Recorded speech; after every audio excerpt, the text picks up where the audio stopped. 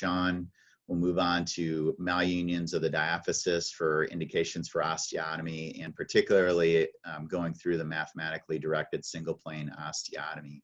Originally, we had this oblique osteotomy section and mathematically directed osteotomies in the femur section, but we decided to move clamshell to femur and mathematically directed osteotomies to the tibia because it's just much more common in this location. So I'm going to talk specifically about the mathematically directed single cut osteotomy. Right from the beginning, this talk is made really to inspire people to think about this osteotomy, not to intimidate. There is some math involved, but I think if you take a systematic approach, you really realize that a lot of deformities can be corrected with a single cut. It doesn't mean that's necessarily what you're going to ultimately do, but if you go through the math, you will really understand the deformity. And whether you end up doing a transverse osteotomy and an intramedullary nail, you will still understand it better if you've done the math. So in order to get there, I think we need to walk through some basic principles. Now, all of this is based upon some articles that came out in 1989. And so Bruce J. Sanjorzen is my partner. He's a foot and ankle surgeon. We've been partners for 23 years. His brother is Bruce P. Sanjorzen, who's a physicist in Michigan. And they had published manuscripts on this. The manuscript from the Journal of Biomechanics goes through the derivation of the formula associated with this. That one may be a little rough, but if you go to the one in the Journal of Orthopedic Trauma with clinical applications, it has all the necessary graphs that you would need. You just have to read the article very slowly, but I would encourage everyone to get these. So what types of malunions or deformities can be treated with a mathematically directed single cut osteotomy? Well, you can see it here, and this is on kind of Matt Graves' deformity analysis matrix. If you look at a deformity where there's angulation and perhaps with an axial plane issue in terms of being too long or too short, you can use a mathematically directed osteotomy. It's just not applicable if there is associated translation. So it can't correct that. You will definitely end up with a Z deformity and a mechanical axis deviation, but it can simultaneously correct angular and rotational deformities, and you can add length to these. So this is a case of a 22-year-old, and we're going to come back to this case. We printed some 3D models of this particular patient this week. This is an osteotomy, though, that I did years ago, but just so that we could have a few demonstrations, and that's what I was doing all day yesterday and last night, is playing with 3D printed models to try and make this a little more clear. So rule one, and this is consistent with what Rafi Neiman had presented about 5 weeks ago, that an angular deformity in multiple planes, so if you look at a deformity on an AP and a lateral radiograph, and if there's angulation without translation, you can calculate that as a single angular deformity. And Rafi went through that. And therefore, with that same calculation in two perpendicular planes, you can identify a no deformity and a maximum deformity view. And I would encourage you to go back and look at Rafi's presentation, but we'll run through that again because some of the calculations that we do with that simple first step of understanding the deformity will apply directly to a mathematically directed osteotomy. So for instance, in this patient, and she's in her 40s, she came from Southeast Asia, was treated over 20 years prior to referral, and you can see the deformity that she has. And so I'll go through this quite quickly because these are the same calculations that Rafi had done. and I'll try and show you the relevance to a mathematically directed osteotomy. So first, if we look at her, she has obviously a coronal plane deformity, and we'll call that 25 degrees of valgus. Then she has an associated sagittal plane deformity, and we'll call that 10 degrees of extension or apex posterior. And so if we just do the square root of the sum of the squares, so the square root of 25 squared, which is 625, plus 10 squared, 100. So the square root of 725 off the top of my head is 27 degrees. So that means this patient has a single deformity. At its maximum deformity, it's 27 degrees. Where is that deformity located? So since we have a simple triangle there with a right angle, we can just do a little trigonometry. We all learned this, but chose to forget it in large part. And I changed it to alpha, and we're going to call this alpha only because in the mathematically directed osteotomy, theta is very different. So calculating that angle is just the arctangent of the opposite over the adjacent, so 10 over 25. And this is on everyone's iPhone. If you just go to your calculator, and if you turn your iPhone sideways, you'll be able to do tangents and arctangents. And we quickly find that angle alpha is 22 degrees. So if you rotate the limb from the coronal plane 22 degrees, you will find the maximum deformity view for that leg. And 90 degrees to that will be a no deformity view. So this leg in the operating room looks like this.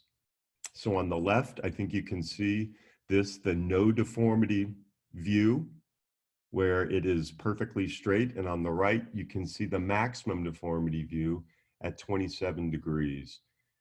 So if we want to talk about a single plane cut, we start to consider, gosh, could I do a long oblique osteotomy, either descending or ascending, to correct that? And the answer is yes, but we'll have to do the math and we'll have to talk about some of the problems. Okay, so first I'm going to just start with a straight up oblique osteotomy, and then we'll talk about how to calculate the mathematically directed. So here's a 42-year-old. He got sent to me about 2 years after someone had fixed his tibia. It was partially healed, but it was quite hypertrophic.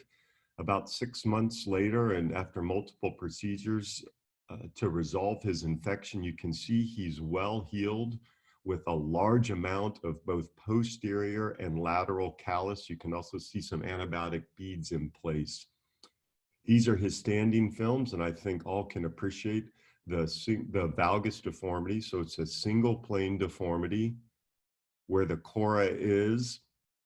But you can also see the problem as you think about ways to fix this valgus malunion of the tibia. I certainly was not very interested in doing a transverse, a closing, or an opening wedge osteotomy through that mass of healed callus that's about the size of a grapefruit. So I chose to do a long oblique osteotomy that avoided that large amount of bone posterolaterally. And I think you can see that plane of the osteotomy. And that allows me to correct the coronal plane deformity that you can see. And it's an incredibly stable osteotomy that just hinges and rotates about the center of that obliquity. And this goes on to heal very predictably, and that's after plate removal. So a simple oblique osteotomy is just parallel to a no deformity view and perpendicular to the maximum deformity view, and that sure seems simple. However, you get rotation with an oblique osteotomy, and an oblique osteotomy will introduce a small angular deformity on the no deformity view. So here is a 3D printed model of that young gentleman that we're going to talk about in more detail. And I tortured our IT guy this week and made him print up 5 of these. The large 3D printer wasn't working, so you can see he had to segment these and glue them together.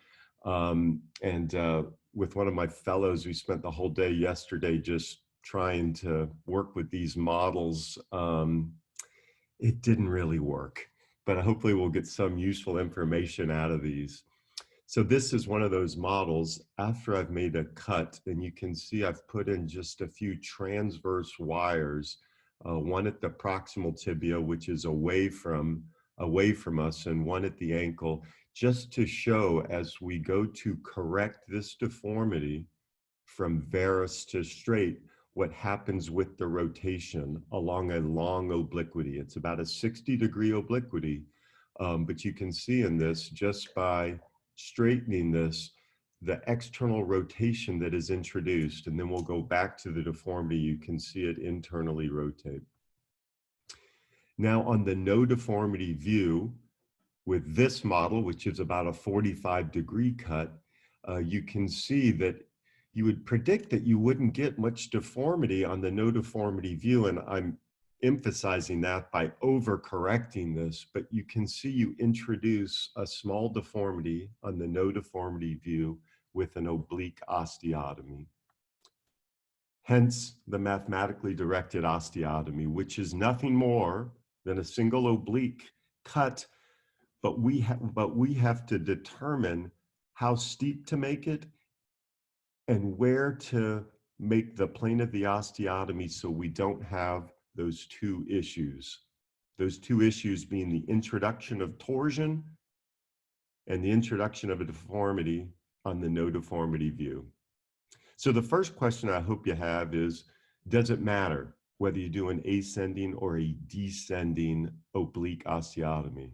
And so of course it does. If you do it in one direction, you're going to correct the rotation simultaneously, as we demonstrated. But if you do it in the wrong direction, you double the rotation. Because you may approach a patient and say, they've only got a 10-degree rotational malalignment. I'm just going to ignore that, do an oblique osteotomy. It won't be a big deal. But instead of taking it from 10 degrees to 0, if you take it from 10 to 20, that may be a problem. And that can be solved by just getting the direction correct. And the way to do that is to calculate it. So I'm going to go through this patient quickly. Then we're going to look at the details and then go through a little more slowly so that people are comfortable with these calculations. So here's our young patient. We'll measure the coronal plane deformity. So he has a 22-degree varus deformity. He has no sagittal plane deformity. And based upon the CT scan, he has a 15-degree internal rotation deformity. So he still has external tibial torsion, but compared to the other side, he has 15 degrees less external rotation. So he has a 15-degree internal rotation deformity. So his true angulation, or his maximum angulation, is just his coronal plane deformity, which is 22 degrees.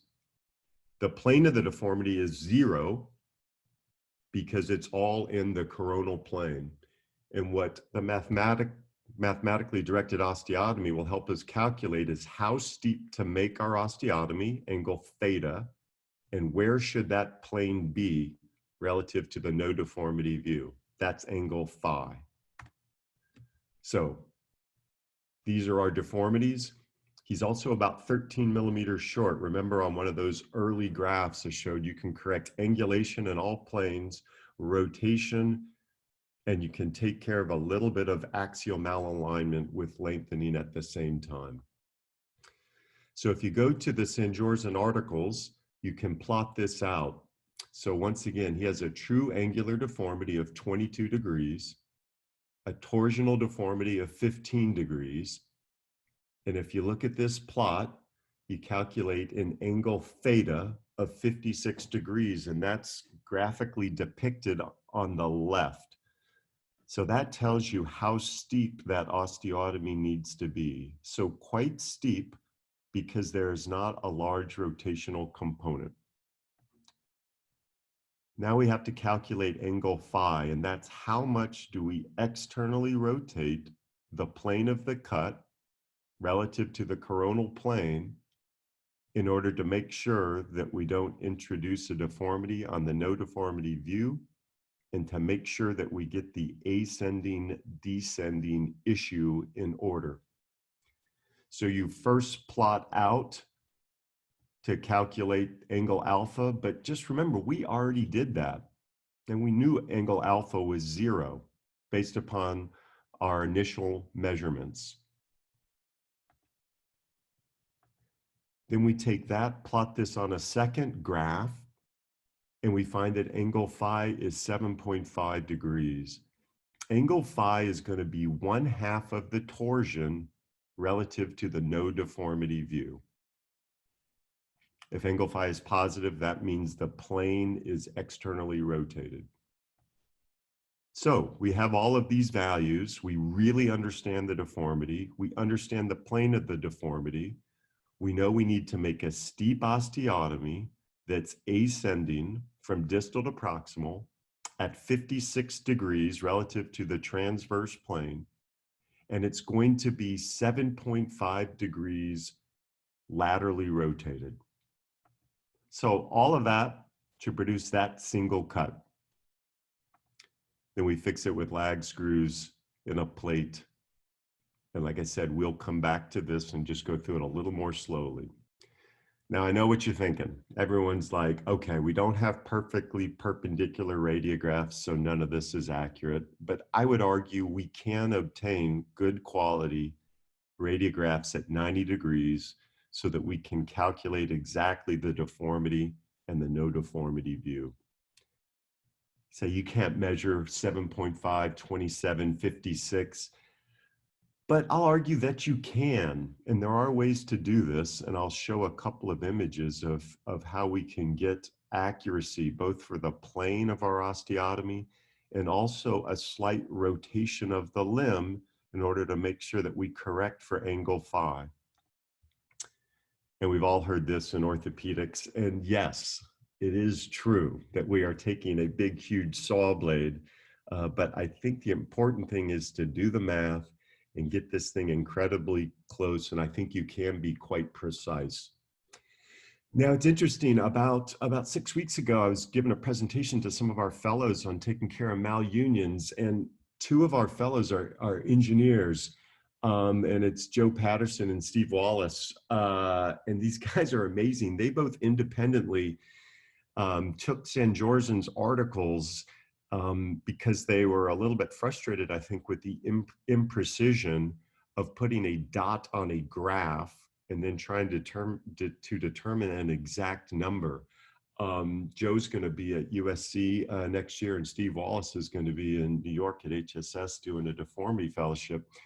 And they took all the original articles, the original graphs, and the understanding of deformity analysis, just a little bit of math for you sprinkled on top from the article, but then they put it all in an Excel file in order to calculate angle theta and angle phi exactly. And everyone's going to ask me, and don't bother emailing me and asking for this. This is not ready for prime time. It hasn't been validated, and we don't want anyone to have something that's going to give you an inaccurate number.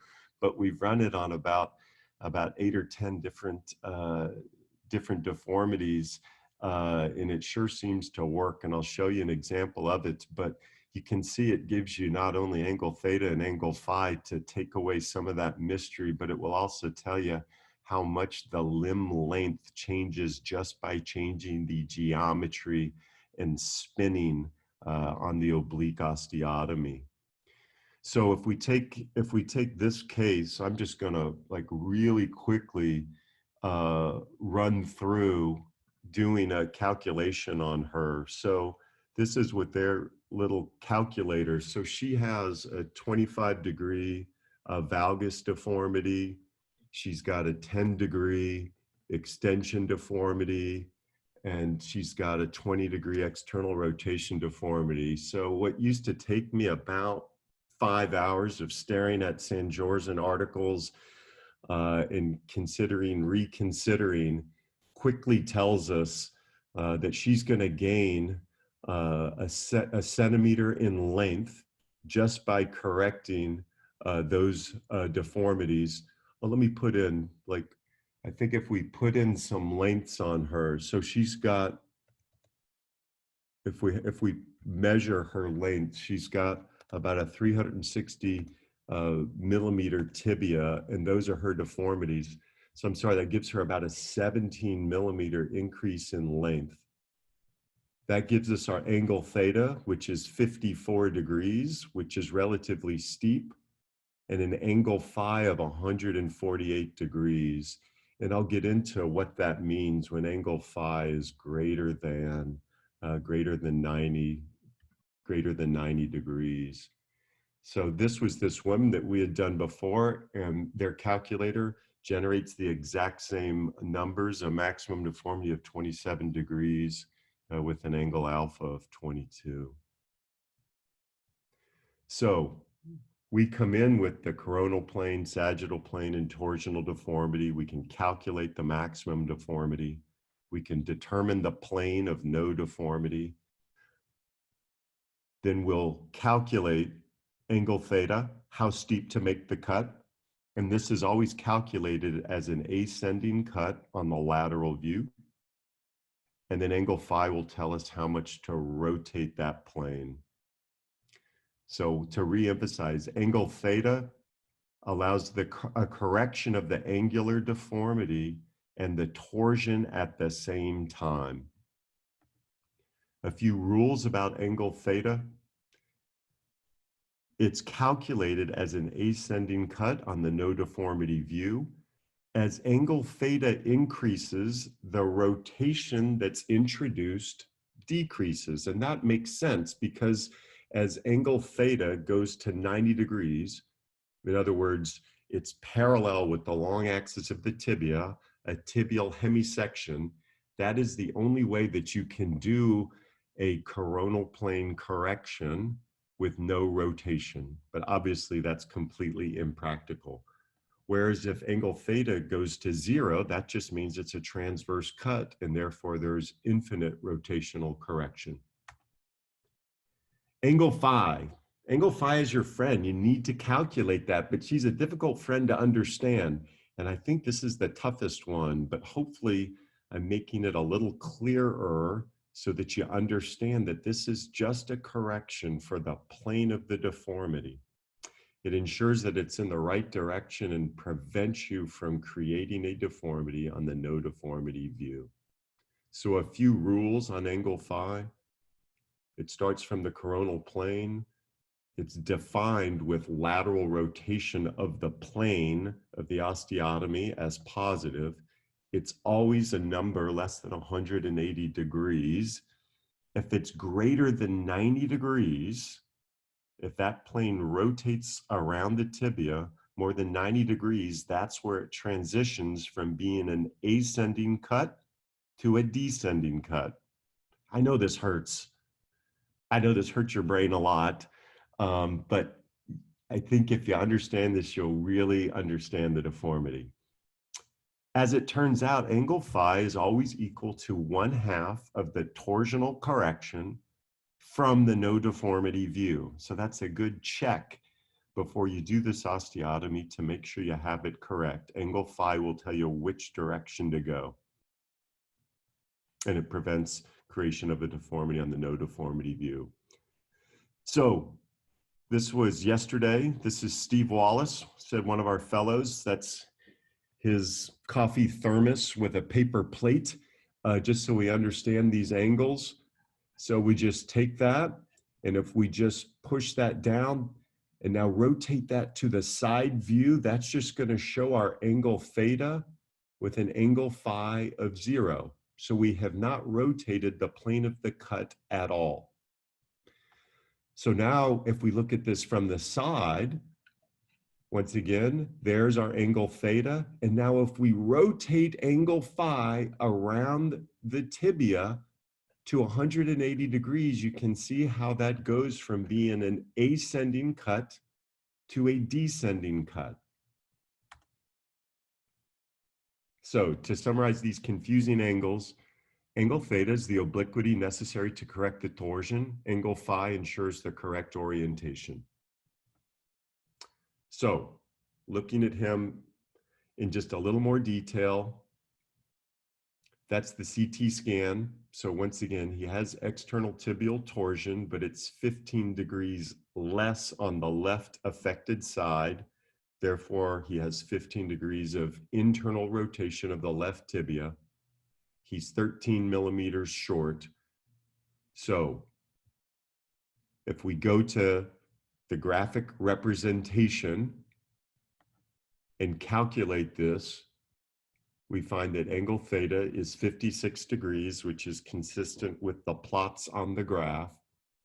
Angle phi is 7.5 degrees from the coronal plane, which is half the torsion. Angle beta just tells you how much you end up rotating the tibia to correct the tibia, but one doesn't use that. I mean, intraoperatively, you just make the tibia straight. And that also tells us that we're going to get 7 millimeters of length just by changing his geometry. So we have all of those values. So you don't need many tools for this. You might need some triangles, perhaps a goniometer. You need a saw that minimizes the kerf. This is it once again, on a sawbone.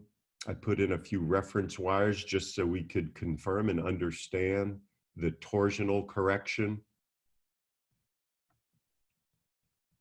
That's the lateral view, the no deformity view on this pure coronal plane osteotomy. I've just put in a wire at 90 degrees using a simple sterile goniometer to put in a wire at 56 degrees. So that's our angle theta.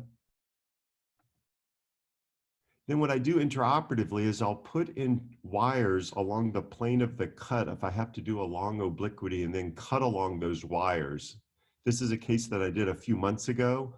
And you can see we were doing a proximal tibial oblique osteotomy. So put in multiple wires and then just cut along the plane of those wires because you really want that obliquity to be very pure so that you can rotate on it very nicely, that you can see there, a nice long obliquity to minimize the rotational component. So we're back to this 3D printed model, and this was our problem yesterday. The saw would just melt the model. We'll try it again for next year. That's uncorrected with a clamp in place, and then that's with correction. And I think if you look at the two images on the right, you can see the introduction of external rotation, which is what we want to do with that ascending cut as we go from varus to neutral correction. That's what it looks like on the AP. And once again, that was the cut. We gained a little bit of length. We were trying to get about 6 millimeters of length to make up for his 13 millimeter limb length inequality, 7 millimeters of which were going to be corrected just by the geometry of correcting the varus deformity. Intraoperative radiographs. So again, multiple lag screws, neutralization plate. You can see these osteotomies are healed by the recovery room because there's such a nice long obliquity. And that's him at 6 weeks and at 1 year. So take home. I think it's infrequent that you do one of these osteotomies, but it's very useful and I think it's quite elegant. You have to do the math. You have to make sure that you correct the torsion in the correct direction so that you don't double it, right? Rotation is going to occur with every oblique osteotomy. How steep you make that obliquity of the osteotomy will determine the amount of rotational correction. Steeper osteotomies, less rotation. Relatively transverse osteotomies, much more rotation. The direction of the obliquity determines the direction of the rotational correction, and angle phi is critical for avoiding introduction of a deformity on the no deformity view. I hope that was crystal clear. Thanks very much.